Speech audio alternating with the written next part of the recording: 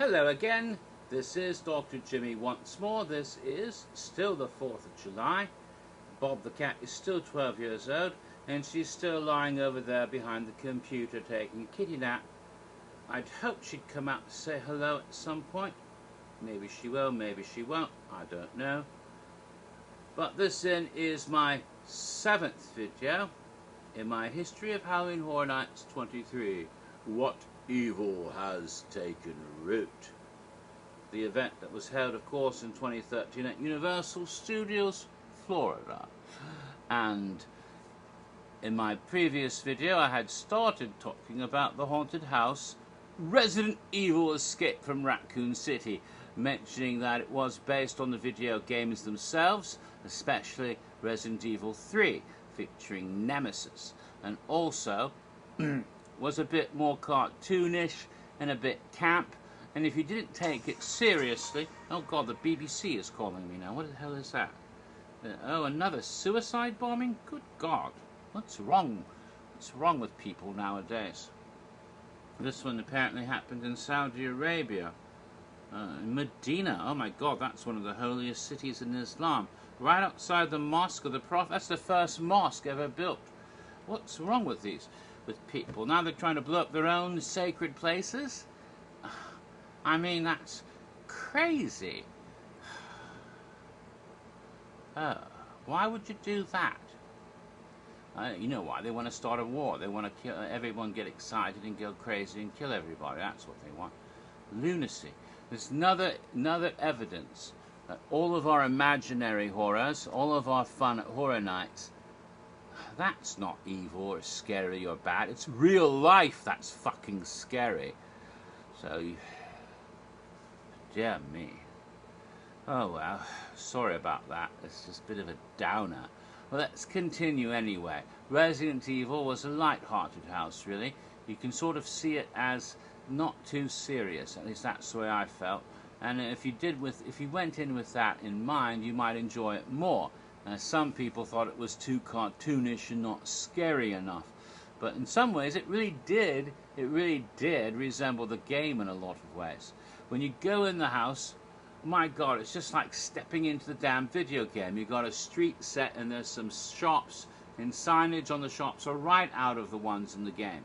I forget what it's called, something like a Beto or something. I forget what it is, but it's a shop that you see in a Raccoon City street. It looks just like it. And right off to one side is a police car, and on top of the car is one of the heroes of Resident Evil. I'm not sure if it's Chris. No, it's not Chris Redfield. It's the other one, the blonde guy. Is him Kennedy or something? Anyway, he's there, and he's shooting at the zombies. And there's a zombie cop who's lurching out of the and there's Raccoon City police car, of course, in Raccoon City Police. You know, it's right. All of us, and the zombies are lurching about. And you go through that little gauntlet between getting shot at by the stars, you know, the stars guys, you know, but good guys, and the zombies, and you go into a little Italian restaurant. Yes, that's where you go, right into a little Italian restaurant, a little pizza place, and you know it's really fun because they've got little tables and menus and all kinds of inside jokes, because people put up their business cards on the wall, and the actual ones from people who work there. And there's a picture on the wall of a guy with a mustache, like he's the proprietor of the shop, of the pizza place. And wouldn't you know it, it's Michael Aiello as as Sam Meats from Leave It to Cleaver. That's who the pictures. And over on the side there's a Coke machine, and there's a zombie in the Coke machine. Sometimes the lights come on, because all things. And if you go around the corner, you can see some posters on the wall, the typical things, wash your hands, employees must wash their hands when you return from the lavatories, that sort of thing. But also that meat products are from Meats, that kind of stuff. Funny little inside jokes. So you go through there, you go into the kitchen, and there's a chef who's a zombie, and then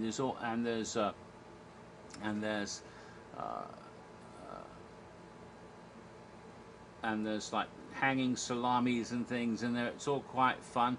But also there's one of the things that are little Easter eggs for the video game. I believe there's a I forget what it was in the kitchen. It might have been a flashlight. It might have been one of the things you're supposed to pick up in the video game. It might have been a weapon or one of those little first aid kits. I forget what it was in that scene, but it's something you'd recognize from the video game. Sorry, I don't remember as clearly as I should. But then after the kitchen, you find yourself in a back alley behind and there's a Chinese laundry, and more zombies are lurching around, of course, in that area by the trash cans. And there's signs saying "Beware of dog." And you go into the Chinese laundry, and what fun! Because the dogs in question are, of course, those horrible Cerberus dogs from Resident Evil. And you hear them growling and snarling. Here there was a gas-activated trigger. There was a place where if you pushed a button, something happened. I forget what it was, a cash register or something. Again, I should go back and check on it. But there are little, fun inside things, interactive things. And a washing machine button, you could make things work. You go through the washers and things, and there's things in the washers that shouldn't be there, but more fun.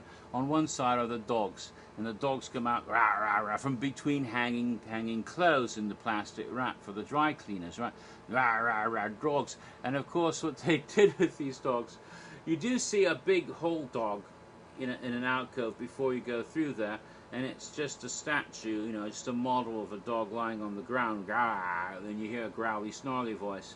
But the ones that are moving are just the heads, and it's kind of obvious. It's supposed to be dark enough you can't see it, but it was lit enough that you could. It's a head of a dog on a stick, and the guy working the dog behind the scenes is like, dog on a stick, growly, snarly at you. So that became a running gag, dog on a stick, for that scene. And what's really funny is when you came out of the house, and because this was the first time they did these different, all of the houses exited the same way, and you walked all the way out behind, way out fucking behind all the sound stages, and came around that long walk around all the way out and coming out past the library and the fire station on the top of New York Street, and you entered way down the entrance of the house. You go in the queue is where the Soundstage 22 houses used to be. You would go in right there on the side of Despicable Me, right across from Monsters Cafe, where they Rip Ride Rocket entrances, and then you go back and forth through the Hollywood Bowl and go into that way. And then when you came out, so it's a long bloody walk. You go all the way around and come all the way down through where the entrance to the house by Macy's is to get out of there. So you had a long frickin' walk out of that house. All the haunted houses soundstages exited through that long path. But on the way out, back in that backstage area, they sold some refreshments. And one of the things they were selling were corn dogs. So it's like, right after you do Resident Evil, get a corn dog. Dog on a stick, right?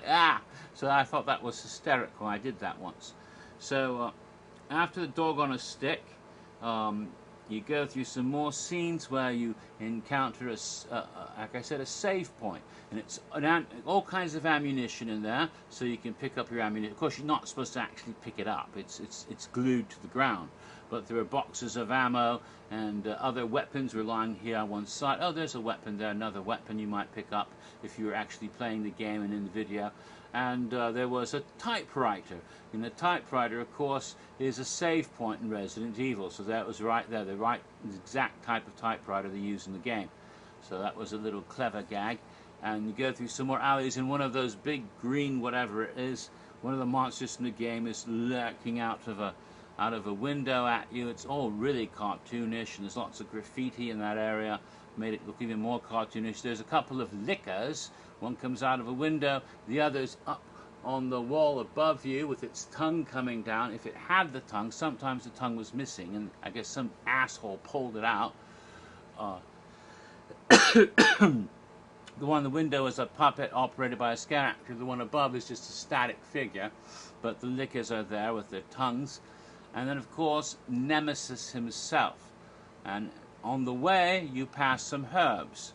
You might have a yellow herb or a green herb, a little bush and a potted plant, and it's got a special light on it, so you know that's where you can power up and get some extra life, right? But you go through there, Nemesis is above you with a great big machine gun shooting at you from above, and you have to actually go underneath Nemesis and go through a little walkway, a little hallway. You could actually look up and see Nemesis above you. It was sort of like looking up his pants. Oh dear, that's naughty. So that was a lot of fun there.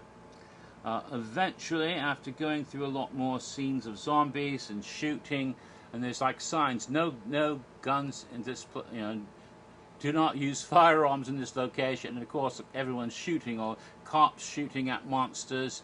Jill Valentine is in one of these scenes shooting at the monster. You go through that, and then you come to the pause. Of course, because again, playing the video games, you have to go potty, and so you put the pause button on and take care of business. Maybe get some snacks, some cheesy puffs and some Mountain Dew, and come back and play your video game again where you left off, right? So you go in the room and it's paused, and there's the hero is floating in the middle of the room. Kennedy or Redfield or whoever he is, he's there floating in the middle of the room like he's falling, and the Nemesis is above him, or the monster's above him, and he's like totally frozen, and there's bits and pieces of all kinds of stuff, and Umbrella Corporation logo, objects floating in midair. All of it is like it's a paused scene, a little paused tone, that tone when you push the pause button, that you hear that in the room, and you look up and you see it's paused. This is where they put the raven for the house. The crow, I should say. It's actually frozen in mid-flight above you as you see it flying. Just frozen with the pause like the rest of the paused room. So after the paused room, you continue. More zombies, more creatures, and finally, at the end of it all, you go in this great big city square. And there's huge buildings. It's huge. And again, you have a helicopter up above you. That's and you've got that's working. You've got lickers on the side of the Raccoon City Police Department building with their tongues out. There's zombies coming at you from all sides. Nemesis, he's either above you or sometimes he's right down below by you. They changed it a couple of times. So you've got all of this going on all around you, and when you finally get out of that, the next room is all black except for in red blood letters, "You are dead," because you lost the game, buddy. No, that's it. Game over. And then, of course, you scan your card on the way out. So it was a fun way of trying to reproduce the video game in live action all around you, although I think they did a lot better job in Japan in those Biohazard The Real attractions, which are actually laser tag, and you actually have goggles on. You can see the video game readout stuff like it's in the air in front of you, your life points and everything, how much ammo's in your weapon. You've got a weapon, it feels like it's real, and you're shooting at zombies, and actually I'm not sure if blood splattered from the video goggles you're wearing. It's really cool. It combines a little bit of RV with the goggles that superimpose, and you've got the weapon, and you're firing on scare actors as zombies coming at you. And they did that in Japan for 3 years. Last year they added the goggles and made it even more real. Biohazard The Real, and they did it for 3 years running at Horror Nights in Osaka, Universal Studios, Japan. And they actually opened it in the summer, and it stayed open well through November during Horror Nights. So it's pretty awesome, and I think they did a much better job of it there. But of course, they invented Resident Evil, even though they call it Biohazard over there in Japan.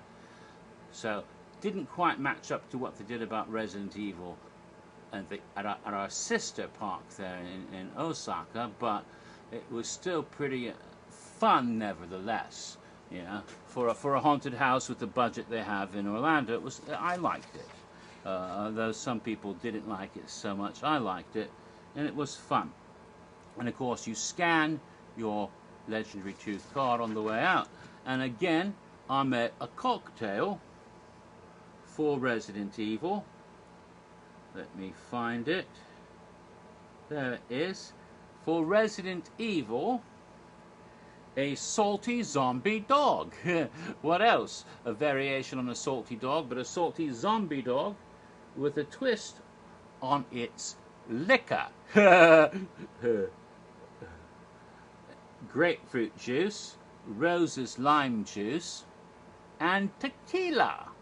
Because, of course, a salty dog is vodka and grapefruit, but I had the Rose's lime juice and tequila to give it a twist on its liquor. Yes, and also you can lick the salt off the rim, served straight up in a martini glass with a lime. So there was sort of like a cross between a salty dog, or maybe even, you might even call it a grapefruit margarita in a way. But anyway, I made this up to be the Resident Evil, and you can lick the salt off like a liquor. And it's a salty dog, which of course the zombie dogs, that dog on a stick, garnished with a slice of lime, as you see. So that was the cocktail for that house.